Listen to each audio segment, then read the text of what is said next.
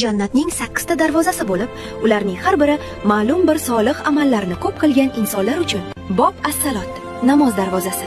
Namozlarni o'z vaqtida, ixlos bilan va butun qalbi bilan ado etgan mu'minlar uchun. Bob al-jihod, jihod darvozasi. Allohning roziligi yo'lida bor, kuchi va imkoniyati bilan harakat qilgan, jihod qilgan insonlar uchun. Bob as-sadaqa, sadaqa darvozasi. Xolis niyat bilan ihson va xayriya qilgan va muhtojlarga yordam qo'lini cho'zgan saxovatpeshalar uchun. Bob ar-rayyon, Rayyon darvozasi. Bu darvoza faqat roza tutuvchilar uchun xoslangan bo'lib, undan chanqoq nimaligini bilmaydigan jannatiylar kiradi. Bob al-haj, haj darvozasi. Allohning chorloviga labbayka deb javob bergan va haj ibodatini mukammal ado etganlar uchun. Bob al-kozimin al-g'oys, g'azabni yutganlar darvozasi. G'azab kelganda o'zini tiya olgan va insonlarning xatosini kechira olgan bag'rikenglar uchun. Bob al-ayman, iymon darvozasi.